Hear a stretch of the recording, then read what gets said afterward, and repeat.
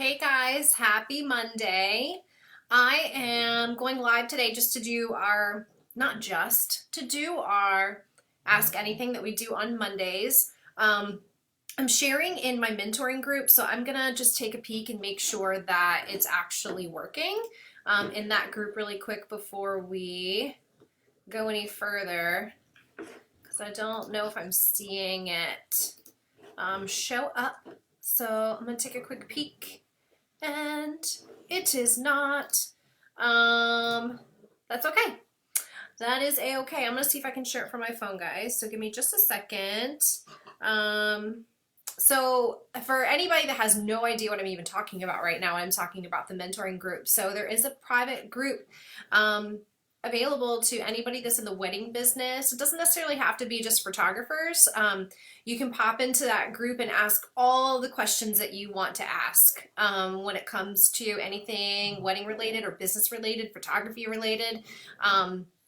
Again, you don't have to be a photographer to be in that group. We actually have some wedding professionals in there that are not photographers, but you're more than welcome to join the group. I'll post a link below if you want to get in there to just learn more and to be part of a community of people that, oh, hey, Ashley, that are wanting to grow their businesses. So I'll make sure that I have that posted.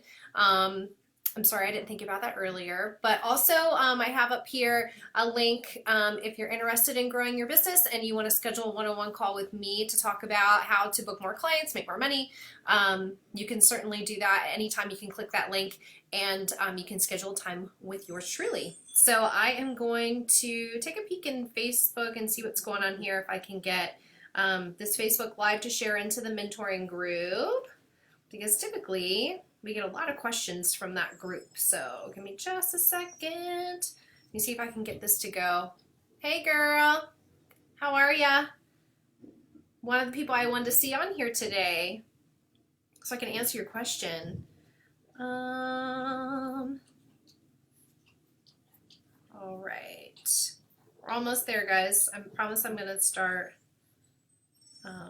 talking here in a second. Okay, fabulous. This should be working now. I'm gonna take a peek in the group one more time just to make sure that it's going. Let's see. And then we will start answering questions. There were a couple questions that came in. Oh, here it is. Yay, it's in here. Oh, I shared it twice. Oh well, whatever, it's fine. All right, you ask a million questions. Girl, I want you to ask all of the questions because it helps everybody. So you can ask as many as you want. So for anybody that doesn't know, I go live typically on Mondays and Thursdays in the Candace Adele Photography on the main page, and then also in the mentoring group. So like I just said, if you want to be part of the mentoring group, I'll post a link below and you can join. Last week we had a family emergency, so we had to move that call to Saturday. But we talked about photographing in the rain. So I gave tips for photographers and then also for brides. So if you missed that Facebook Live, then definitely take a peek at that. You can scroll through and find that on both pages, or I actually email them out on a weekly basis. So if you happen to miss a Facebook Live, you can hop on the email list so you get them right to your inbox. You don't have to worry about scrolling through Facebook to try to find the lives. So if you want to be added to that list, I'll post a link for that as well, so you can make sure that you never miss one of these episodes of either Ask Anything or different tips every week. So last week, like I said, we talked about photographing in the rain, and there were a couple more questions that a couple people had when it comes to that. So Ashley, since you're on here, I'm gonna answer your question first. So you had asked specifically about your camera fogging up. So this is actually a problem that I have not only when it rains, but also if I'm going from an air-conditioned room or an air-conditioned space and I'm going outside when it's hot and humid. So there may be somebody out there that has a better recommendation than I do, but typically I keep a rag with me at all times. And the ones that I really like to use are those, I don't know what they're called, but they're like they're almost like a silky material. They're the kinds that you would find to like clean your glasses. Yeah, it can be really bad. It can be really bad. She said it was terrible. It can be bad. The kind that you use to clean your glasses, those are like the best ones to get fog off of your lens. So if I know that I'm going to be going from air conditioning to a like warm, humid area, I try to get my camera gear out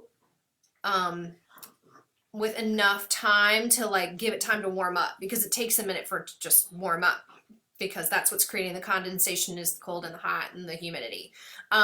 And then you just have to keep wiping with that particular rag. That's the one that I find works the best, because I've tried like towels, I've tried napkins, and it doesn't seem to work quite as well as those like glasses, like lens cleaners. And you can just get them at Walmart. They're like super cheap, but just carry a bunch of those with you and do that. And also, like, as you're cleaning, as you're rubbing the lens, it's gonna create some heat on the lens too, that's gonna help get rid of that condensation so it doesn't continue to form.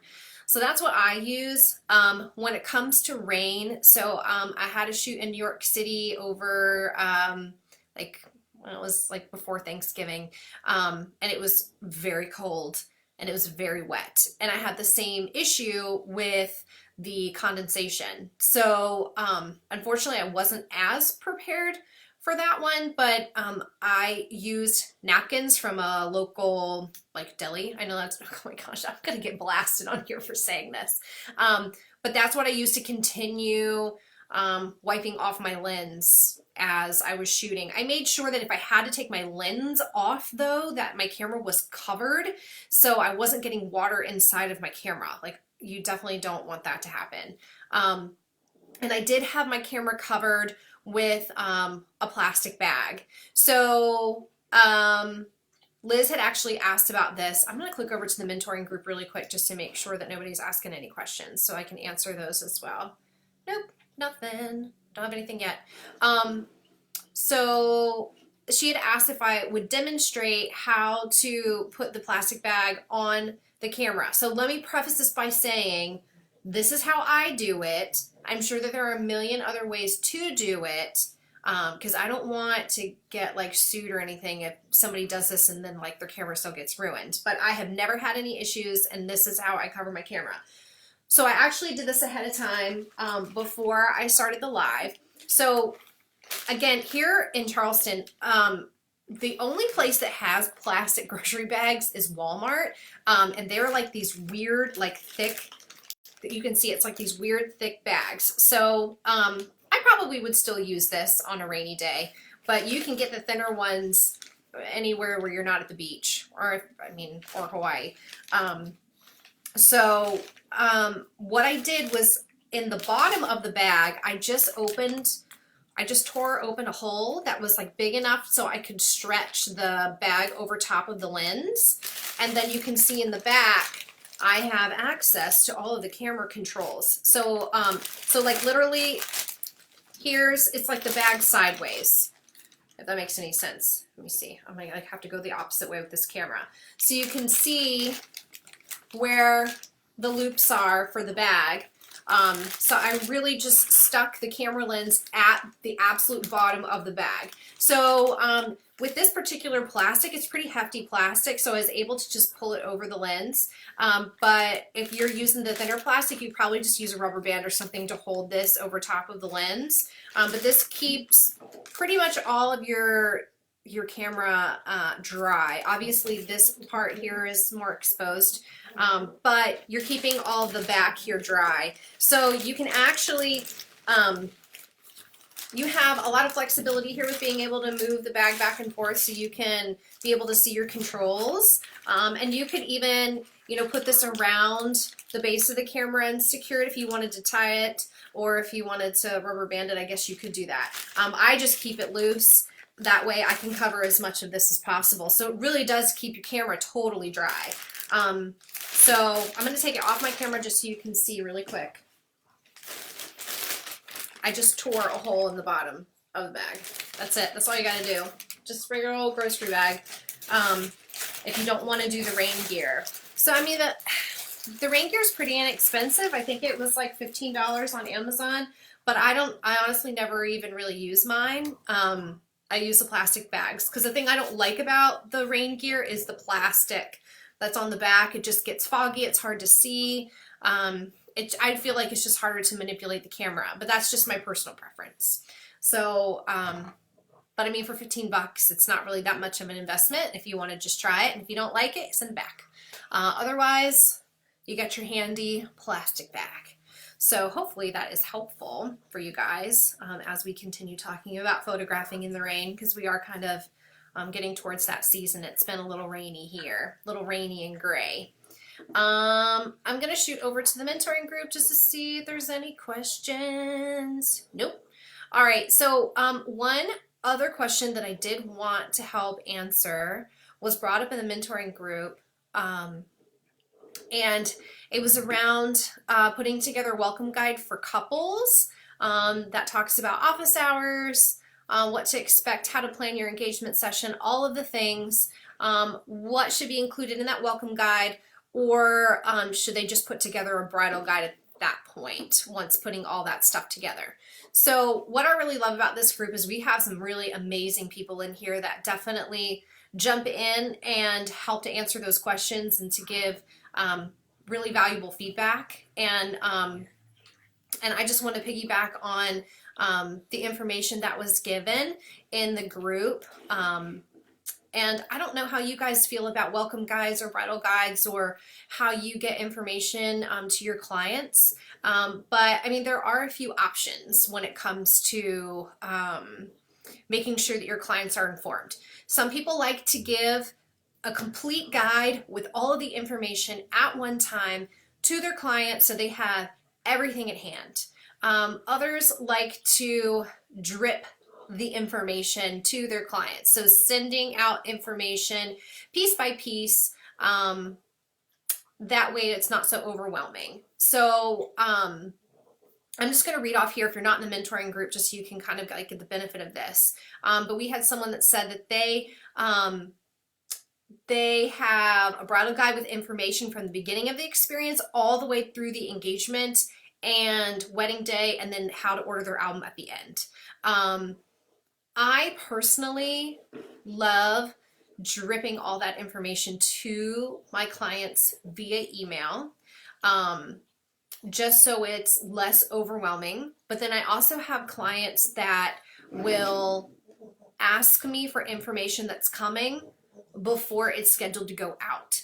So I think it really depends on who your clientele is, how you should be sending this information to them. I recommend a little bit of both.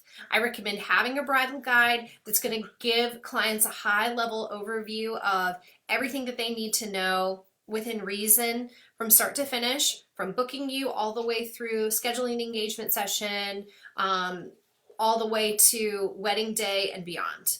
I also think it's really beneficial to drip that information to them via email as those things start to become more prevalent or necessary to talk about. So the way that I do that is through my client management system. I personally use Dubsado. I think it's amazing. It's wonderful. It does everything that I need for it to do. And what's really fantastic about that system is that as we get through certain, what's the word I'm looking for? Not thresholds, but oh my gosh, markers, different time frames within the process of booking a client, they will automatically get information sent to them about booking their engagement session. Here is their wedding day questionnaire that they can start filling out. All that information comes to them at strategically planned times, so it's bite-sized bits of information as we move down the line to wedding day. So I think that I honestly would recommend doing both. I know that that sounds like a lot of work for you guys, but I recommend having that bridal guide, and then I also recommend dripping the information to them, but getting it set up in some type of workflow so you're not manually having to set that email up and sending it to each individual client, because that's incredibly time consuming. And once you get to a certain number of clients, it's just not possible to be able to do that on a regular basis and make sure that everything is getting to everyone in a timely manner without things getting skipped. So yeah, number one, yeah, I definitely will put together that bridal guide. You can even do it online. Hey, Crystal, you can even do it online where they have access to it, and then you can easily go in and make changes instead of having it printed. And then also dripping that information via email through some type of client management system. My favorite is Dubsado, but it's really whatever you find that is your favorite system to use. But if you're not using one already, I would highly recommend that one. I'm going to take a peek here in our mentoring page just to see if anybody else has any other questions. I am not seeing them at the moment. I think those were the biggies for this week. I'm gonna hang out here for just a second to see if anybody else has any questions for today, because I know that there's kind of a lag with Facebook Lives. But for anybody that just popped on, just a reminder, we do these every Monday at noon. Great way to start your week, get all of your questions answered. And then Thursdays at 4 o'clock, we talk about a particular topic for that week. So this week, we're actually going to talk about photographing in full sun. Last week, we talked about photographing in the rain. So you can go back and take a peek at any of those videos. And if you want, you can actually pop onto YouTube as well and see all of the live videos that I've ever done here in the group, because they are all there. What do you recommend to create a bridal guide? Like, what system do you create it? Well, I'll tell you one system that I really, really love to create it is Adobe Spark, because it can be hosted online, and it's a pretty cool little system. I use it for my high school senior stuff too, which was a tip from one of my photography friends out there, Heather Chesky, who does a lot of senior photography. Adobe Spark is really great for hosting that. Or you could just create it in Photoshop, and then you can host the material on the back end of your website. So I actually have a lot of material that I have loaded in through the back end of my website, and just in PDF form. So clients can actually, there's a URL that I will send them, and then when they click on it, they can download it right to their computer, and then they have a copy, and if they want to print it, they can, or they can just save it to their computer.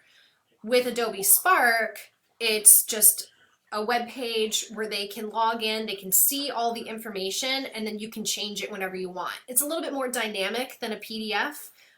It looks a little bit better. It takes a little bit more time to put together, depending on how good you are in Photoshop. So I would say Photoshop, create the PDF, host it on the back end of your website. You can just save it under your media. I have a Show It site, so it's super easy just to drag it in there, or Adobe Spark. I do believe that with Adobe Spark, there may be a fee that you would have to pay on a monthly basis. I'm not really sure. I know that I, in particular, am not paying, but again, I don't know. I don't want to say it's free, and it's really not free. Maybe I am paying for it. I don't know. Adobe Spark, or on your website, you can host it. So create it through Photoshop. All right, those would be mine. I know some people use InDesign. I know Caitlin James, that was a big thing with her when she created her first bridal guide. It was all done in InDesign, but I am not familiar with InDesign. But if you are, then that's certainly something that you could use as well. Okay, so you're going to do a trial with Show It, and you're going to try it there. Show It is fantastic. I love that they do all of my hosting. It's a very easy platform. Aside from doing like bridal guides or any of that stuff, it's super easy to use if you need to update anything on your site, like going in and switching out photos. It's just so simple. I am not like a techie person when it comes to like widgets and stuff like that. I don't understand it. So it's a really, really fabulous platform. But yeah, I mean, as far as the design of your guide though. If you're gonna go the show it route and you wanna have it uploaded into your media there, you're definitely gonna wanna create it probably in Photoshop or somewhere you can create a PDF of it. So yeah, but yeah, you're gonna love Show It. It's awesome. I have my blog also hosted through there, so it's really, it's great, great, great platform. I've had it for years, long time. All right, y'all. Do we have any more questions? Any more questions? I'm gonna give it a second because there is a lag. All right, friends. Well, let me check the mentoring page just to be sure. I have to keep flipping back and forth because there's no way for me to easily see it. No, I think we're good. All right, y'all. Well, you have oh, you're very welcome, Ashley. You guys have a wonderful rest of your Monday. Hopefully I'll see you again on Thursday when we're talking about photographing in full sun. And have a wonderful rest of your week. And I will either see you this week or maybe next week. Talk to you soon. Bye.